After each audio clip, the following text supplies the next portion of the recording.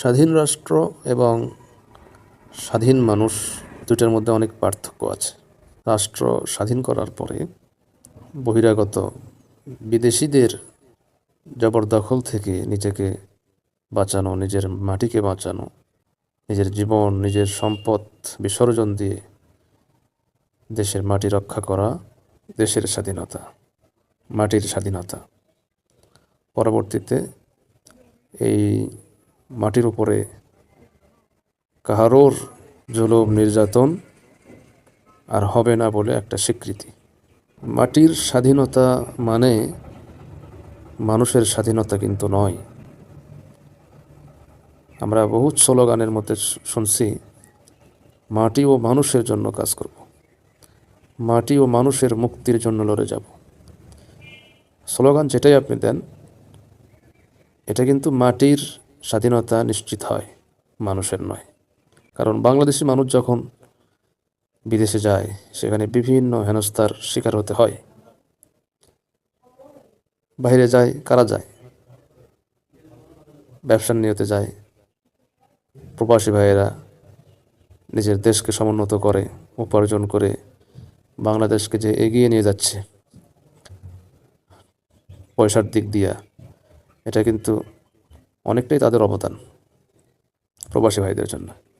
কিন্তু তারপরেও তারা কিন্তু বিদেশের মাটিতে অনেকটাই হেনস্থার শিকার হয়। তার মানে মাটির স্বাধীনতা মানুষের স্বাধীনতা নয়। দেশের মধ্যেও আমি আপনি সবাই মিলে কিন্তু এই মাটিকে স্বাধীন করেছি, কিন্তু পরে দেখা গেল আমার আপনার মধ্যেই বিভেদ, আমার আপনার মধ্যেই ভুল বোঝাবুঝি, ষড়যন্ত্র, কৌশলগতভাবে কীভাবে একজনকে হটিয়ে তার আসন গ্রহণ করা যায়। তার মানে মাটির স্বাধীনতা মানুষের স্বাধীনতা নয়। তো আমরা যদি বলি যে মানুষের স্বাধীনতা দরকার, তাহলে কি করতে হবে? এটা আজ থেকে এই দুনিয়া ধ্বংস হয়ে যাওয়া পর্যন্ত আপনারা এটার কোনো সমাধান খুঁজে পাবেন না। যে বলবে সমাধান আছে, এটা জবানে, এর কোনো বাস্তব সমাধান নেই। যতদিন মানুষ থাকবে ততদিন ঝগড়া, ফাসাদ, বিভেদ, মতনৈক্য এগুলো থাকবে। আর এটা যতদিন থাকবে ততদিন এই স্লোগানটা দেবেন না যে মানুষের স্বাধীনতা। এই স্লোগান আসলে সঠিক না। মাটির স্বাধীনতা, এখন তো এটা হয়ে গেছে, মাটির স্বাধীনতাও নাই। আজ শোনা যায় ওই অংশটা আরেকজন নিয়ে গেছে, ওই অংশ কেনার জন্য টাকা বরাদ্দ করতেছে বাংলাদেশে বা অন্য দেশের অমুক ভূমিতে। তারা এই ভূমি দখল ইত্যাদির নামে যেগুলো শুরু হয়ে গেছে স্বাধীন রাষ্ট্রের ভিতরে, এটা শুধু কাগজে আর কলমে আর জবানে, বাকি ভিতরে ভিতরে হয় আরেকটা।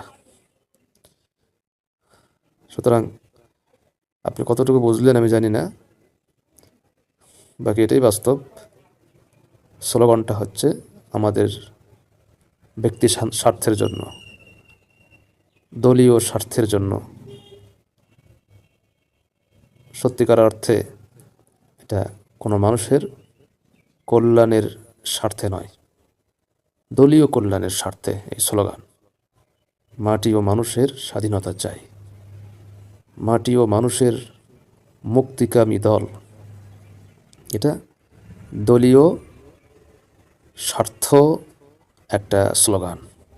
এক কথায়, মৃত্যুর পরের জীবনটা সুন্দর করতে পারলেই আমি আমার নিজের জীবনের স্বাধীনতা অর্জন করতে পারবো। এছাড়া এই জীবনে কোনো স্বাধীনতা নাই। কারণ এই জীবন সকালে একরকম থাকে, দুপুরে আরেক রকম থাকে, বিকেলে আরেক রকম হয়। নিজের কাছের মানুষ, তার সাথে মতানৈক্য হয়, মনোমালিন্যতা দেখা দেয়। যার সাথে আপনি এক টেবিলে খাবার খাবেন, তার সাথে আপনার ঝগড়া লেগে যাবে, কথার কাটাকাটি।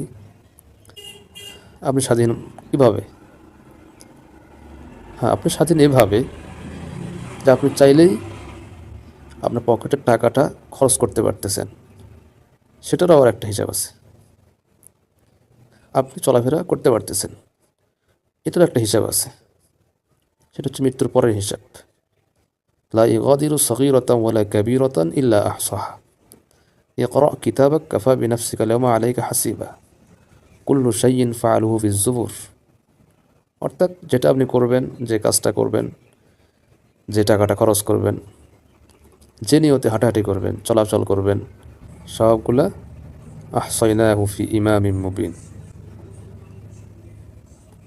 প্রমাণ বইয়ে সংরক্ষিত করে রাখা হবে, যেটা আপনাকে দেখানো হবে। ফামান ইয়ামাল মিসকালা যাররাতিন খায়রান ইয়ারা ওয়া মান ইয়ামাল মিসকালা যাররাতিন শাররান ইয়ারা। পূর্ণ স্বাধীনতা পেতে গেলে আপনাকে অবশ্যই মৃত্যুর পরের জীবনকে ফোকাস দিতে হবে, যে সেই জীবনটা যেন সুন্দর হয়। দুনিয়াতে স্বাধীনতা আপনি কোনোদিনও পাবেন না। আপনার উপার্জনের টাকা আরেকজন ফুর্তি করবে, আপনাকেও দোষ দেবে। আপনি উপার্জন করবেন সারাটা দিন, নিয়ে আরেকজনকে দিবেন খরচ খাওয়ার জন্যে, সে সেই টাকার মধ্যে ভুল ধরবে, সংখ্যার মধ্যে ভুল ধরবে, আপনার খরচের মধ্যে ভুল ধরবে। এটা দুনিয়ার বাস্তবতা। সুতরাং এই দুনিয়ার বাস্তবতা থেকে কেউই বাহিরে নয়, সবাই এর ভিতরে থাকতে হবে। এই বাস্তবতাকে সামনে নিয়ে, নিজের সঙ্গে নিয়ে চলতে হবে। আপনি এটা কোনোদিনও আলাদা করতে পারবেন না, এটাই বাস্তবতা।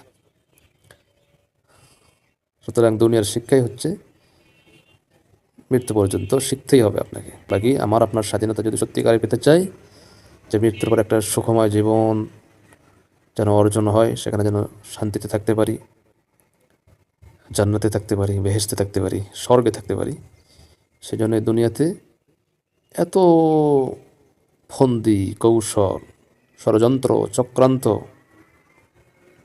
ছলনা, এগুলোর মধ্যেও আপনাকে নিজেকে গুটিয়ে নিয়ে অগ্রসর হতে হবে আল্লাহর দিকে।